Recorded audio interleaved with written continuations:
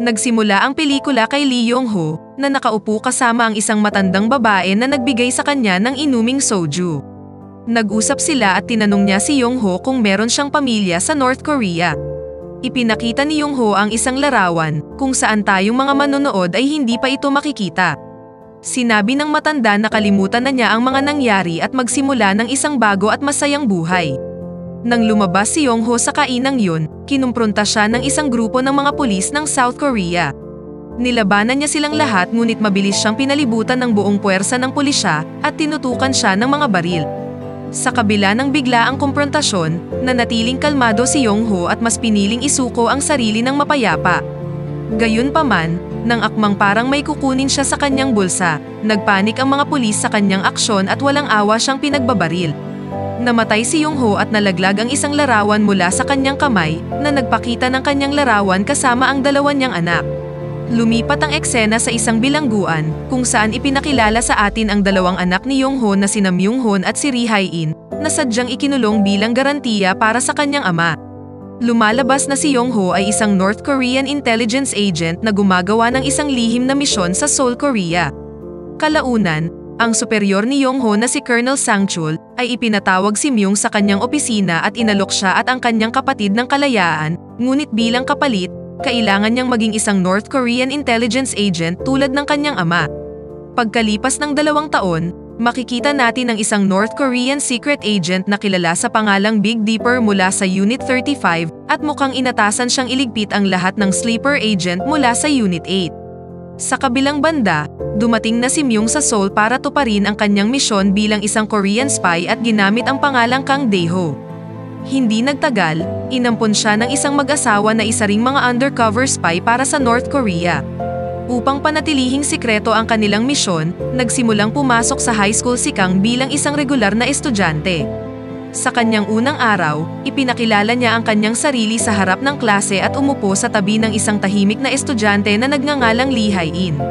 Nang saglit na lumabas ang guro, isang grupo ng mga bully ang lumapit kina Kang at Lee para pagtripan sila. Binuli nila ang dalawa ngunit nanatiling kalmado si Kang upang huwag mabuking ang kanyang pagkakakilanlan. Kalaunan, dinala siya ng mga bully sa rooftop ng paaralan kung saan nila siya binugbog at kinuha ang lahat ng kanyang pera at pati na rin ang larawang daladala niya. Ito ang parehong larawan na nasa bulsa ng kanyang ama noong namatay siya. Mabilis na kinuha ni Kang ang larawan at inawat ng guro ang grupo bago pa lumaki ang mga bagay-bagay. Sa sumunod na eksena, nakauwi na si Kang at nahanap ang isang parcel na naglalaman ng cellphone para sa kanya. Nang i-activate niya ito, nakatanggap siya ng tawag mula sa colonel na inutusan siyang kunin ang mga kinakailangang kagamitan at dispatchahin si Big Dipper. Gaya sa mga instruksyon, pumunta si Kang sa isang pastry shop kung saan nakatanggap siya ng isang cake na naglalaman ng baril. Nalaman niya din ang tungkol sa isang tauhan ni Big Dipper na nagudyok sa kanyang bisitahin ang isang boxing club. Nang tumanggi ang lalaki na sabihin ang kinaroroonan ni Big Dipper, binaril siya ni Kang sa binti, dahilan para mapilitan siyang ibunyag ang tungkol sa isang butcher na nakasama pa lang si Big Dipper. Kasunod nito, pumunta siya sa butcher at tinutukan siya ng baril upang makuha ang plate number ng sasakyan ni Big Dipper. Paalis na sana si Kang dala ang impormasyon, ngunit sinubukan siyang patayin ng lalaki. Sa pagkakataong ito, pinatay ni Kang ang kanyang target nang walang kahirap-hirap. Nang sumunod na araw, nagawa niyang hanapin ang sasakyan ni Big Dipper at sinimulan siyang habulin gamit ang kanyang Ducati. Nang huminto ang sasakyan sa red light, inilabas ni Kang ang kanyang baril ngunit napansin siya ni Big Dipper at mabilis na pinaandar ang kanyang sasakyan. Patuloy na pinaputukan ni Kang ang kotse hanggang sa tamaan ng bala ang isa sa mga gulong na naging sanhi ng pagdulas nito sa kalsada. Nakuha nito ang atensyon ng publiko na naging dahilan upang hindi matapos ni Kang ang kanyang misyon. Isang araw sa paaralan, dinala ng mga bully ang walang kalaban-laban na si Lee sa isang silid kung saan ninakaw nila ang lahat ng kanyang pera at aksidenteng napunit ang kanyang damit. Sa sandaling yun, pumasok si Kang at sa pagkakataong ito, hindi na siya magpapakita ng awa sa kanila. Binugbog niya silang lahat gamit ang kanyang galing sa pakikipaglaban at iniwanan silang bali-bali ang kanilang mga braso. Makalipas ang ilang araw, binago ni Lee ang kanyang gupit at humingi ng pabor kay Kang. Gusto niyang magpanggap siya bilang kanyang kuya upang matanggap siya sa bago niyang trabaho. Malugod naman itong tinanggap ni Kang at nag-usap ang dalawa habang pauwi na sila sa kanilang bahay. Nang banggitin ni Lee ang salitang kapatid, ikinuwento ni Kang ang tungkol sa kapatid niyang babae na may kaparehong pangalan tulad sa kanya. Nagkwento din si Lee tungkol sa kanyang sarili at ipinahayag na mag-isa na lang siyang namumuhay mula nang mamatay ang kanyang mga magulang. Ipinahayag niya ang pagnanais na pumunta sa isang lugar kung saan walang makakakilala sa kanya. Nang marinig ang lahat ng ito, naging malungkot si Kang para sa kanya. Sa ibang lugar, alam na ni Big Dipper ang tunay na pagkakakilanlan ni Kang at pati na rin ang kanyang adoptive parents. Kaya naman, nang walang inaaksayang oras, pumunta siya sa kanilang bahay at pinatay ang mga umampon kay Kang. Pagkatapos, inutusan niya ang kanyang mga tauhan na kunin ang mga kayamanan ng bahay, habang siya naman ay nagpa siyang maghintay kay Kang. Pagkaraan ng ilang sandali, umuwi na si Kang at nalungkot nang makita ang mga bangkay ng kanyang mga adoptive parents. Dahan-dahan siyang naglakad papunta sa sala at dito niya nadatnan ang pumatay sa kanila. Kasunod nito, isang matinding labanan ang naganap sa pagitan ng dalawang agent, ngunit kalaunan ay nagtagumpay si Kang at napatay si Big Dipper. Pagkatapos, nagsagawa si Kang ng isang aksidente kung saan pinutol niya ang pipeline ng isang gas at sinilaban ang bahay upang sunugin ang anumang ebidensya laban sa kanya. Sa pag-aakalang kumpleto na ang kanyang misyon, pumunta si Kang sa maliit na tindahan na pagmamay-ari ng matandang babae mula sa unang eksena. Tinanong niya si Kang kung meron pa siyang pamilya, at ipinakita ni Kang ang parehong larawan na ipinakita sa kanya ng kanyang ama, 2 taon na ang nakakaraan noong gabing pinatay siya. Kinabukasan, isang South Korean intelligence agent na nagngangalang Jungmin, ang pumunta upang imbestigahan ang nasunog na bahay at natuklasan ang school attribute na nakapin sa uniforme ni Kang. Pagkatapos magsagawa ng mga karagdagang investigasyon, nalaman niya ang tunay na pagkakakilanlan ni Kang at natuklasan na isa siyang North Korean spy. Kinagabihan, nakatanggap si Kang ng isa pang cellphone mula sa parcel.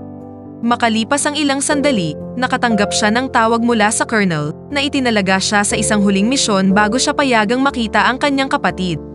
Ang kanyang bagong misyon ay bawiin ang lahat ng mga kayamanan na dating ninakaw ng mga tauhan ni Big Dipper. Bukod dito, nagpadala ang colonel ng isang maikling video ng kanyang kapatid na babae na nagpapakita na okay lang siya. Kinabukasan, pumunta si Kang sa napag-usapang lokasyon kung saan napatay niya ang lahat at matagumpay na nabawi ang mga diamante na nagkakahalaga ng milyon-milyong dolyar. Pagkatapos nito, bumili siya ng mga gamit para sa matandang babae bilang regalo dahil malapit na siyang bumalik sa North Korea.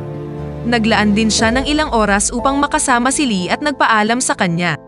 Nang gabing yun, pumunta siya sa isang agent na dapat ay kukuha sa kanya ng bangka para sa kanyang pag-uwi. Habang walang kamalay-malay, sinaksak siya ng agent at sinabi na wala pang agent ang nakauwi sa North Korea. Ngunit kahit papaano'y nagawang makalaban ni Kang at napatay ang agent. Samantala, ang mga puwersa ng South Korean Intelligence Agency ay hinuli ang lahat ng mga North Korean spy na nagpapanggap na residente ng South Korea. Habang sugatan, bumalik si Kang sa matandang babae, only to find na pati siya ay napapaligiran na ng mga pulis. Nang sinubukan ng matanda na labanan ang mga pulis, walang awa siyang pinagbabaril at napatay. Nang masaksihan niya ito, hindi mapigilang umiyak ni Kang at palihim na tumakas sa lugar. Pagkatapos, pumunta siya sa bahay ni Lee para itago ang sarili sa mga pulis. Sa sandaling mapansin ni Lee na siya'y sugatan, tinulungan siya nito sa paggamot sa kanyang mga sugat at pinayagan siyang magpahinga muna. Habang natutulog si Kang, nanood si Lee ng balita sa telebisyon at nalaman ang tunay na identity ni Kang bilang isang North Korean spy. Gayunpaman, hindi siya nagsumbong sa mga pulis dahil si Kang lang ang tangi niyang kaibigan at napakalaki ng naitulong nito sa kanya. Kinaumagahan, nasa grocery store si Lee nang nilapitan siya ng secret agent ng South Korea na si Jungmin at nagtanong sa kanya tungkol kay Kang dahil alam niyang magkaklase sila. Gayunpaman, hindi niya ibinunyag ang anumang bagay at sinabing hindi na niya ito nakita simula nang mag-drop out siya sa paaralan. Sa sumunod na eksena, dumating ang colonel sa South Korea kasama ang kapatid ni Kang. Naniniwala siyang pinagtaksilan sila ni Kang at pumanig na siya ngayon sa South Korea. Kalaunan, tinawagan niya si Kang para ipaalam sa kanya na siya at si Ri Hae-in ay nakarating na sa Seoul, Korea. Inutusan niya itong makipagkita sa isang lokasyon at ibigay ang mga kayamanan kapalit ng kanyang kapatid na babae. Samantala, narinig ni Lee ang lahat ng kanilang usapan sa may pintuan. Nang dumating ang umaga, umalis si Kang upang makipagkita sa colonel ayon sa napagkasunduan. Hindi nagtagal, Nagising si Lee at nakita ang isang liham na iniwan sa kanya ni Kang, kung saan hiniling niya sa kanyang alagaan ang kanyang kapatid na babae, kung sakali mang may mangyaring masama sa kanya. Ikinabahala ito ni Lee kaya tinawagan niya si Jungmin at sinabi sa kanya ang lahat. Makalipas ang ilang sandali, nakaharap na ni Kang ang Colonel sa isang parking lot, kung saan napansin niya ang kanyang kapatid na nakatali sa isang sasakyan. Ipinakita niya sa kanya ang isang itim na pouch na naglalaman ng mga diamante. Ibibigay na sana ito ni Kang ngunit sa sandaling yun, sinubukan siyang barilin ng isa sa mga tauhan ng Colonel mula sa likuran. Sa kabutihang palad, dumating ang South Korean police sa tamang oras at pinatumba ang gunman. Nang mapansin ng Colonel ang malaking puwersa ng pulisya, inutusan niya ang kanyang mga tauhan na ilayo na si Ri Hae-in, habang siya naman ay muntikan ng hindi makatakas. Hinabol ni Kang ang sasakyan upang iligtas ang kanyang kapatid ngunit nahuli din ng mga pulis ang sasakyan sa may exit. Nang makita ito mula sa malayo, tumakbo na siya palayo upang maiwasan ding mahuli. Kalaunan ng gabing yun, tinawagan ng Colonel si Kang upang ipaalam sa kanyang dinukot niya si Lee. Nagbanta rin siyang papatayin ang dalaga kapag hindi niya ibinalik ang mga diamante. Si Kang na nag-aalala tungkol sa kanyang kapatid, ay tumawag kay Jungmin at tiniyak sa kanyang susuko rin siya kapag natapos na niya ang kanyang huling trabaho. Hiniling niya din kay Jungmin na hayaan siyang makipag-usap sa kanyang kapatid na babae, na medyo nagpagaan ng kanyang pakiramdam. Kasunod nito, tumuloy siya sa lokasyon kung saan kinuha ng Colonel at ng kanyang mga tauhan si Lee bilang hostage. Bago pumasok sa gusali, dinayal niya ang numero ni Jungmin at iniwan ang telepono sa kanyang motorsiklo na nagpahintulot kay Jungmin na mahanap ang kanyang lokasyon. Sa loob, ipinakita ni Kang ang mga diamante ngunit hindi niya ito ibinigay sa Colonel. Sa halip, itinapon niya ang mga ito at sinimulang pagbabarilin ang mga tauhan ng Colonel, ngunit nabaril din si Kang sa proseso. Makalipas ang ilang sandali, kahit papaano'y nagawa niyang pasabugin ang bomba sa kanyang bag na ikinamatay ng halos lahat ng tauhan ng Colonel. Habang papaalis na sina Kang at Lee, ang huling natitirang thug ay inatake si Kang. Nang wala ng pagpipilian, pinatakas na ni Kang si Lee habang sinusubukan niyang lumaban. Hindi nagtagal, napag-alamang buhay pa ang Colonel nang makaligtas siya sa pagsabog. Papaputukan niya na sana si Kang, ngunit pumagit na si Jungmin. Sa kabila ng babala, binaril ni Kang ang Colonel ngunit natamaan din siya ng isa pang bala na lubhang nakapinsala sa kanya. Upang mailigtas ang kanyang buhay, dinala siya ni Jungmin at Lee sa ospital.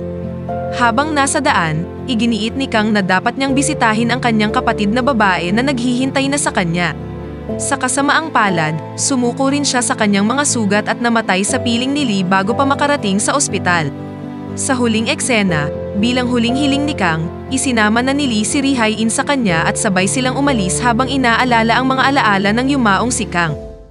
Pakipindot naman ang like button kung nagustuhan mo ang pelikula at kung hindi naman, pindutin mo ng 2 beses ang dislike button para lang makasiguro.